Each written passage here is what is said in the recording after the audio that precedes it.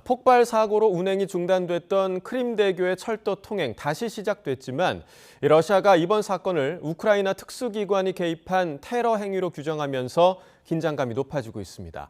러시아의 보복 미사일 공격으로 민간인 피해가 속출한 가운데 프란치스코 교황은 핵 전쟁의 위험을 경고하면서 평화적 해결을 호소했습니다. 국제부 취재기자 연결합니다. 이승훈 기자. 네, 이승훈입니다. 네, 폭발 사고로 운행이 중단됐던 크림대교의 철도 통행 다시 시작됐다고요? 네, 러시아 교통부는 현지 시각으로 9일 여객과 화물 열차가 다시 크림대교를 통과하고 있다고 밝혔습니다. 크림대교는 현지 시각으로 8일 새벽에 트럭 폭탄이 터졌고요.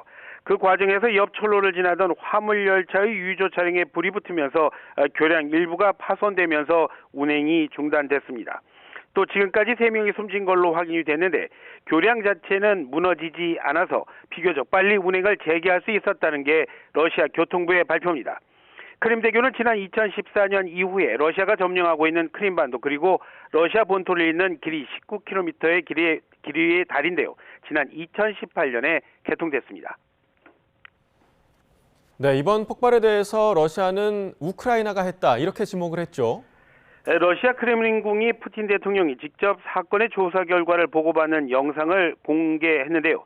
그 자리에서 푸틴은 이번 사건을 우크라이나 특수기관에 의한 테러 행위라고 규정했습니다.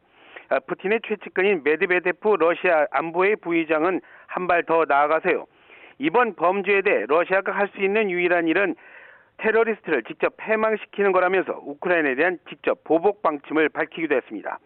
현지 언론은 푸틴 대통령이 현지 시각으로 오늘 안보회의를 열 예정이라고 전했는데요. 소집 이유나 의제는 즉각 공개하지 않았지만 이번 폭발과 관련한 보복 조치 등을 논의할 걸로 보여서 주목됩니다. 네, 이번 폭발 사고 이후에 러시아가 우크라이나 민간인 거주 지역을 공격했다고요? 예, 그렇습니다. 폭발이 일어나고 몇 시간 뒤에 우크라이나 남동쪽 자포리지아 지역엔 여러 발의 미사일이 떨어졌습니다.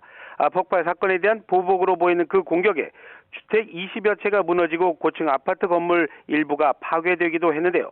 젤렌스키 우크라이나 대통령은 이번 미사일 공격으로 지금까지 모두 12명이 숨지고 49명이 다쳤다면서 결코 물러나지 않겠다고 분명히 했습니다.